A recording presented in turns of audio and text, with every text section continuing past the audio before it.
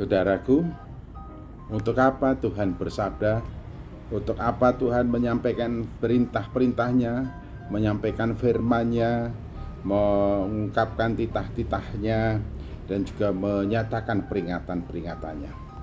Dengan jelas dan tegas, Daud menyatakan bahwa Tuhan yang menyatakan, mengucapkan, memberikan perintah-perintahnya, memberikan peringatan-peringatannya, memberikan ketetapan-ketetapan titah-titahnya untuk kita pegang, supaya hidup kita sesuai dengan ketetapan yang disampaikan oleh Tuhan, sesuai dengan peringatannya, sesuai dengan titah-titahnya, sesuai dengan perintah-perintahnya.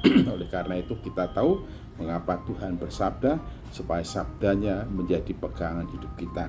Oleh karena itu dikatakan, berbahagialah orang yang memegang perintah-perintahnya, memegang ketetapan-ketetapannya, memegang apa yang menjadi peringatan-peringatannya, dan menjaga diri untuk tidak melakukan kejahatan atau tidak melakukan segala perbuatan sebagaimana yang Tuhan peringatkan kepada kita semuanya.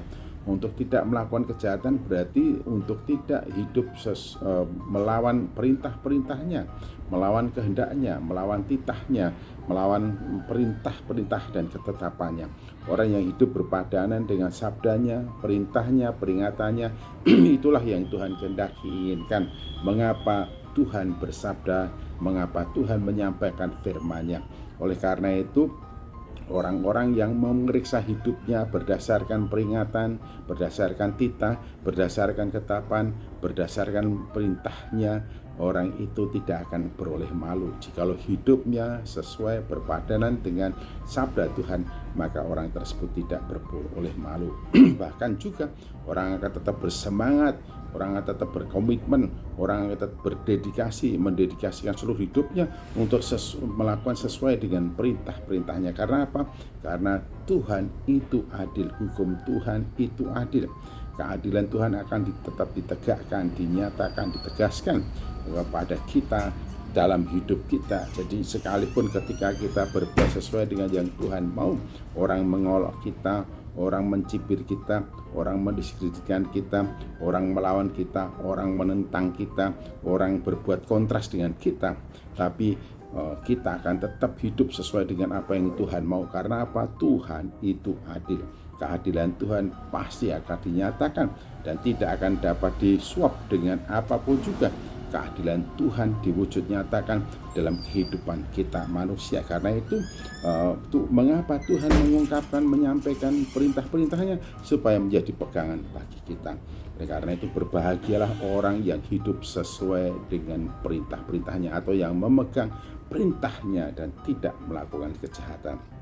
Lalu juga ditegaskan, berbahagialah orang yang hidupnya tidak bercela. Siapakah orang yang hidupnya tidak bercela? Yaitu orang-orang yang hidup sesuai dengan Taurat Tuhan. Hidup mengikuti apa yang Tuhan ucapkan dalam kehidupan kita. Hidup sesuai dengan maksud dan kehendak Tuhan.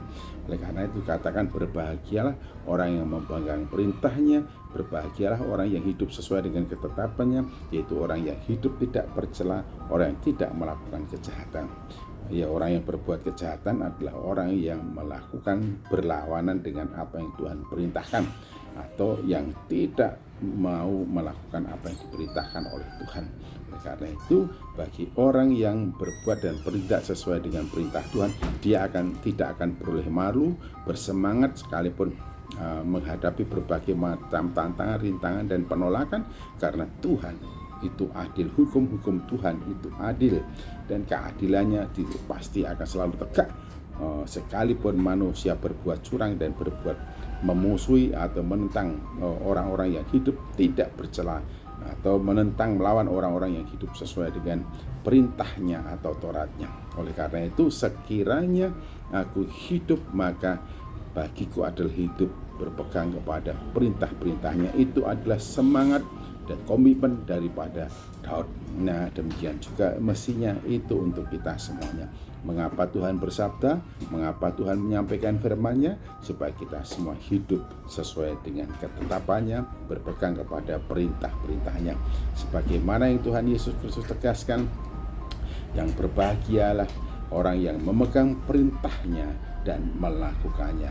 Dan siapakah orang yang berbahagia?